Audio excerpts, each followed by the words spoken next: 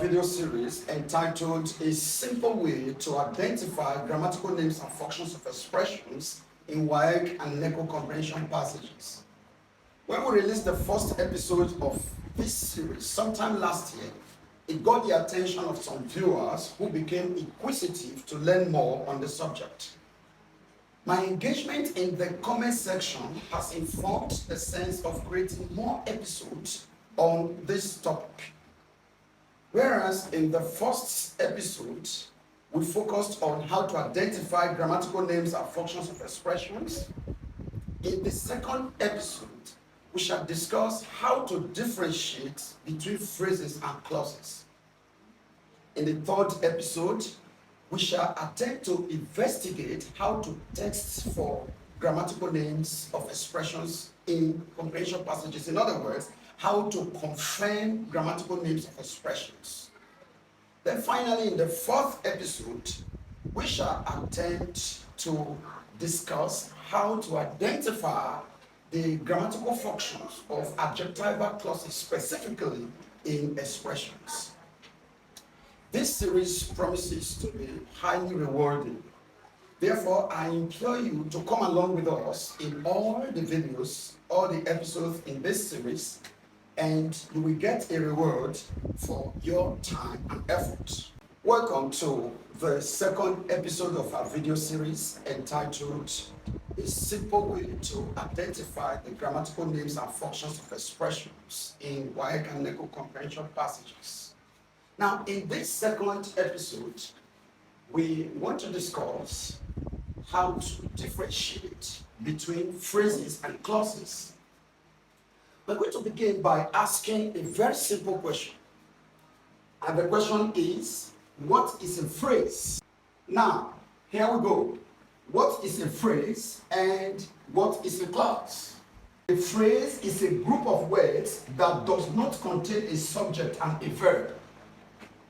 While the same definition again goes to say that a clause is a group of words that contains a subject and a verb. These definitions are not so helpful.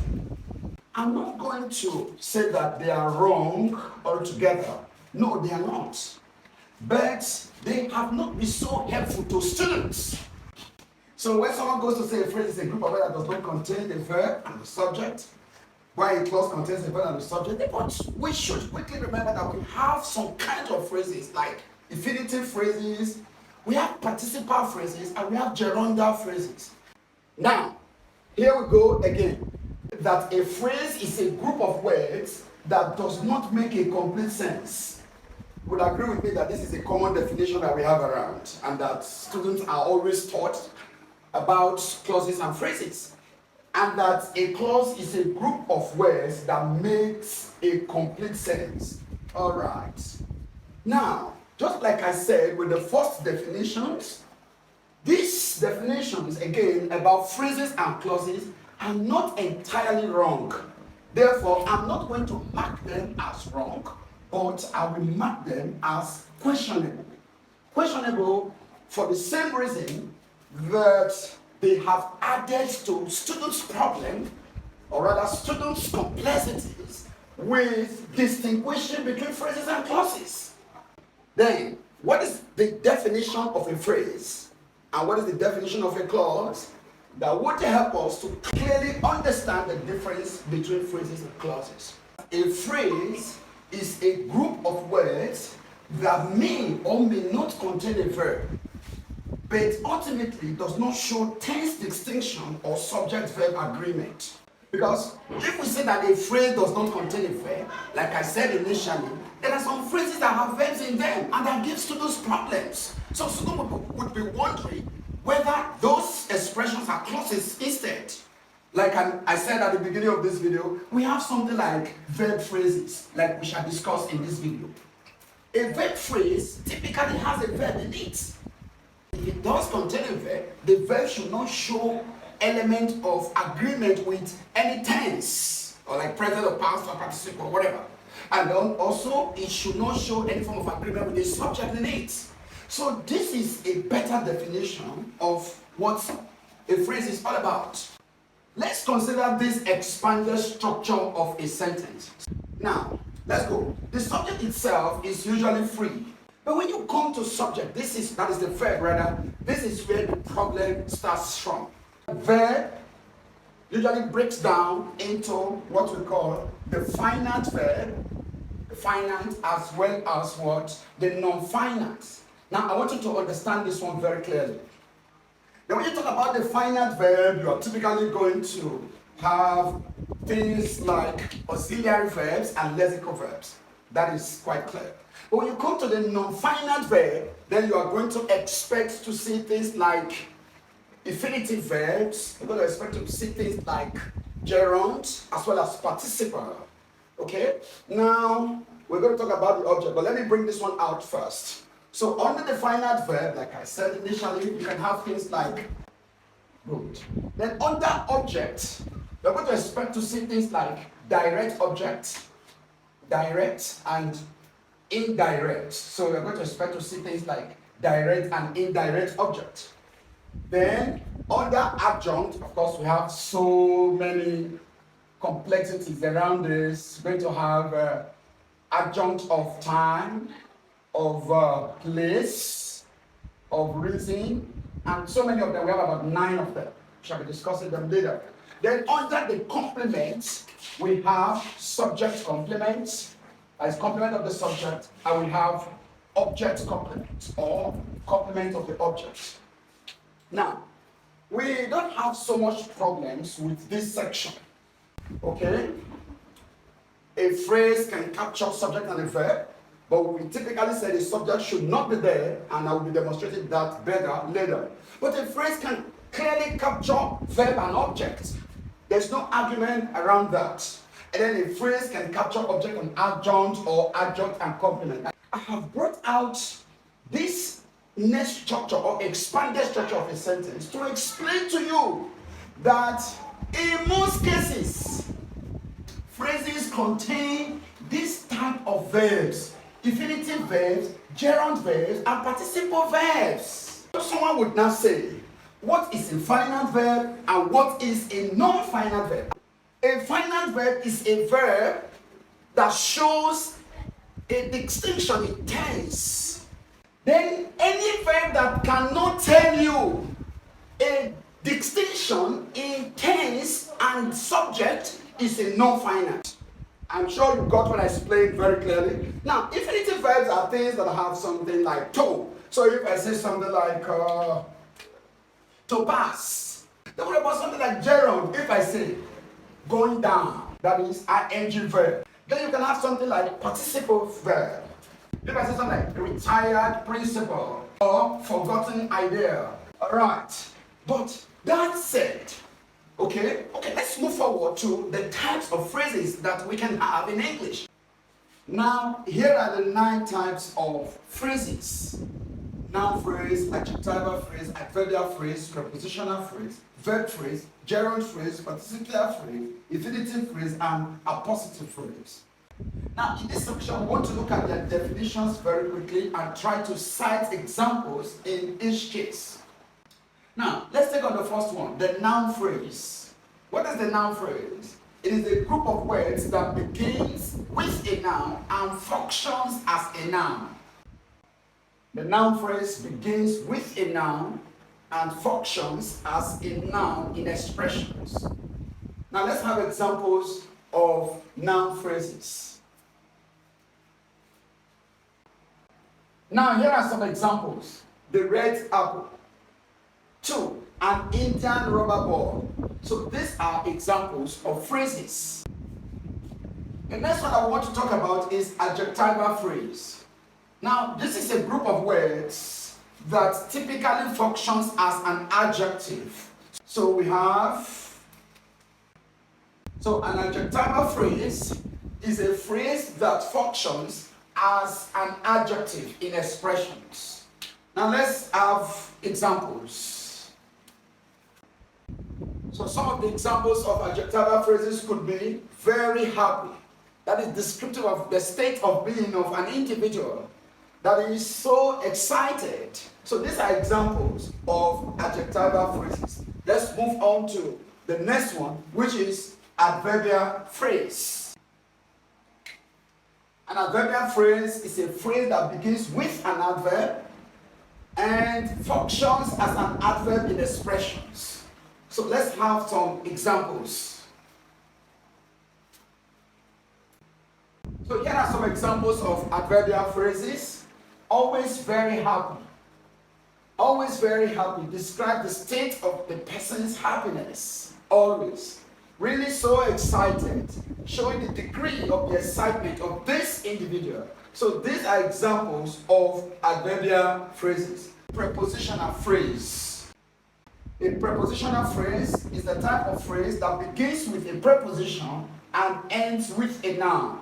Now let's have some examples of prepositional phrases. So here we go. In the basket, between the two houses. Now let's move on to the next example of phrase, which is the verb phrase. A group of words that begins with a verb and functions as a verb. Now let's have an example. Now here we go. Has been studying. Then 2, does not forgive. And these are examples of verb phrases because they begin with verbs. The first one begins with has, and the second one begins with does. Now, don't forget at the beginning of this video we established that a phrase can contain a verb. But when a phrase contains a verb, the verb must not show a distinction in noun and number. So, has been studying. Who has been studying? When and where has the person been studying? It's not clear in this expression, so that makes it a phrase still, despite containing a verb. Does not forgive. Fine. Who is it that does not forgive? So, when you introduce a subject to a verb phrase, then it will cease to be a phrase. But for as long as it does not have a subject, it remains a phrase. So these are the examples of verb phrases. Take a good note that gerund phrases behave the same way as verb phrases, as well as participial phrases and infinitive phrases. So these next 3 phrases that we are going to be demonstrating right now behave the same way. Since they already have a verb in them, the only thing that you must avoid with them is a subject. And once they receive a subject, then they will cease to become phrases. Do not forget this. And if you understand this clear distinction with the 4 examples of phrases that we want to demonstrate right now, then you are going to be clear with the topic of our discussion today, which is differentiating between phrases and clauses. You are not going to have any problem with differentiating between phrases and clauses. Now let's go on with gerund phrases. Now here we go. A gerund phrase begins with a gerund, that is base plus ing form of verb, and then functions as a noun. Now let's have some examples. Now here we go. Preparing for her WAEC exam. Returning early from school. Now these 2 expressions are examples of a gerund phrase because they begin with ing form of verb. Now this is another area where students get confused. When they say something like preparing, they will say, fine, this is a verb, so automatically this expression is going to be a clause. No, it is not a clause. The reason is that the expression is beginning with a gerund. And when a gerund begins an expression, that gerund ceases to function as a verb. The function automatically changes to the function of a noun. So what you have here, this preparing here is no longer serving as a verb, but as a noun. The same thing happens to returning. Now, let us get the real coding. If I say something like, preparing for exam, that's something. Okay, I'm going to do that in our next episode where we shall be testing for grammatical names. I think I stated that at the beginning of this video when I was introducing the episodes. So you are going to see what we are going to get by testing. So preparing for her WAEC exam. When you listen to that expression keenly, you would understand that it is talking about something. Preparing for exam, that is something. It's something. So it's not a verb here, but a noun. This is where students get confused. Please try to understand that when an expression begins with ing form of a verb, the ing word is no longer serving as a verb but as a noun, and the expression typically is not a verb phrase, neither is it a clause, but it is a gerund phrase, and the function is that of a noun. So we shall say more on that as we continue in the other episode that is on this series. Now, let's move forward to the seventh one, which is participial phrases. Now, here we go. A participial phrase usually begins with a participle. It can be present participle or past participle. But we are going to emphasize past participle here so that we don't conflict that with gerund phrase. By the time a participial phrase begins with a present participle, then it will change to the gerund phrase. Maybe in other discussions we can delve into things like that. But what we're going to emphasize here is basically past participle verbs. So they begin with past participles and then they function as adjectives in expressions. Let's have some examples. So here we have known for his dedication to students. And then we have remembered fondly by his students. So what is happening here is that these expressions begin with past tense verb, which we also refer to as past participles. Now, when an expression begins with a past tense, take note, when it begins with a past tense, as when this is used as the subject of the expression, just like the present participles, which is continuous verb, the verb will cease to function as a verb. The function will automatically change to that of an adjective. So take note of that. Take note that the function of all participial phrases is that of an adjectives. So we're going to say something like known for his dedication to students.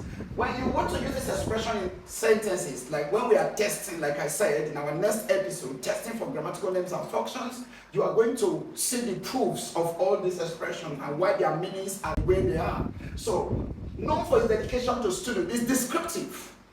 There's something will happen or follow in the expression. So take a good note of that. Then another thing I will say repeatedly again is that when this expression is used and it is given a subject, it will cease to be a phrase. It will automatically change to a clause. I think I explained that before, so I will not lay emphasis on that again. And let's move forward to the next one, which is infinitive phrase. So here we go. An infinitive phrase begins with an infinitive verb that is to plus base. You can say something like to feed, to eat, to pass, to win. So these are infinitive expressions or infinitive verbs, to plus a verb. Their functions, when they are used, especially when they begin a sentence, is that of a noun. So they function as a noun. Now let's have examples. Now, here we go. To pass her WAEC exam, to win the match. So these are typical examples of infinitive phrases because they begin with the infinitive verbs to pass, to win. Here we have known, remembered as the participle word, here as the gerund words, here as the verb words, here as the preposition, and here as the adverb, and here as the adjective, and here as the noun, as the case may be. So here we have to pass our WAEC exam, to win the match. Finally, we have the appositive phrase. It's a group of words that renames another noun. So I can have something like my best friend John. A noun phrase, but being followed by another noun. In other words, by renaming another noun, then we are going to describe it as a positive phrase. So these are the examples of phrases that we have in English. Now the next step we want to take finally in this lesson is to review a few WAEC past questions. WAEC 2012. As soon as the chit chat ended, they announced that the Irretiruli Council had decided to confer on him the highest traditional title. Now we are asked to identify the grammatical name of the underlined expression. We have something like, as soon as the chit chat ended. What grammatical name is given to this expression? First of all, take note that it has a verb. So whatever grammatical name we're going to give to it, then it must be a clause. But something like as soon as, we identify grammatical names by the keywords or phrase that they begin with. So if an expression begins with as soon as, then it's describing what? Time. And the phrase that describes time is adverbial. So this is an adverbial clause of time. Fine. Next one is the function. What's the function? All adverbial clauses, they modify the verb in the main clause. In other words, the main verb in the main clause being announced. So immediately this one ended, they announced. So the verb that is being modified is announced. So you say, so this one will give you the answer. Let's move on to the next question. WAEC 2016, the teacher raised an instant alarm and the neighbors came rushing to the scene. Now, what's the grammatical name of the expression an instant alarm?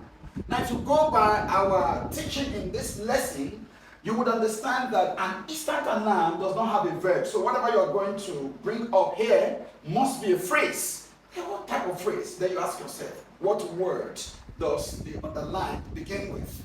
This underlined expression begins with an article. In other words, with an article followed by an adjective and then a noun. So it's a noun phrase. So you can go back to the first example that we cited in our table. So you write the function. So this can take our mind back to our first episode of this series. That's where we talk about how to identify grammatical names and functions of expressions. We did say that a noun phrase or noun clause can perform about 6 functions. Subject of the sentence, object of the sentence, object of preposition, and then appositive. Then it can perform the complement of the subject, complement of the object. But in this case, this entire noun phrase is coming after a verb. So it's acting as the object of the verb. So you would say that the function of the underlined expression is object of the verb raised. So it serves as object of the verb raised. So this is what we have on this. And let's move forward to the next example. WAEC 2017, as it dragged it to the surface, we screamed in sudden terror. Now, what's the grammatical name of the underlined expression? Now, like I said initially, you ask yourself first of all, does it contain a verb? Yes, it has a verb. So if it has a verb, there's going to be a clause and not a phrase. This one is a clause because it has a verb. Now, the next question to ask yourself is, what word does it begin with? It begins with as it dragged it. This is a moment. The moment it dragged it. So it's an adverbial clause of time. So you write. Then you ask yourself, what's the function? All adverbial clauses or phrases modify the main verb in the main clause. The verb in this clause is screamed. We screamed. So when that happens, screamed. So you say, it modifies the verb screamed. So that is that about WAEC 2017. Let's take one more analysis from 2007, and then we can call it a day. Now here we go, WAEC 2007. The major drawback in the use of the chalkboard is that the information on it can only be temporary. Now, what's the grammatical name of the underlined expression? The major drawback in the use of the chalkboard. So you ask yourself, does this underlined expression contain a verb? The major drawback. Drawback is not a verb, it's a noun. Therefore, we're going to say that this entire clause or expression is a phrase and not a clause. And then you ask yourself, what word does it begin with? Even if you don't know the meaning or the part of speech that major belongs, once you see D, the article D or A or an beginning an expression in grammatical analysis, automatically it is a noun material. So this is going to be a noun phrase. There was the function. Remember, a noun phrase or noun clause can perform about 6 functions in grammatical analysis. So the first one is subject of the sentence, and that is what this one stands for. The major drawback in the use of the chalkboard is, we're going to learn more about this analysis and proof of analysis or test of grammatical names in our next episode. That shall be the caption of our next video on this topic, a simple way to identify grammatical names and functions in WAEC and NECO examinations. So what we have here is, it is standing as the subject. Therefore, we are going to say it is the subject of the sentence. So with that, we come to the end of this second episode on grammatical names and functions of expressions. I do hope you get something from the video.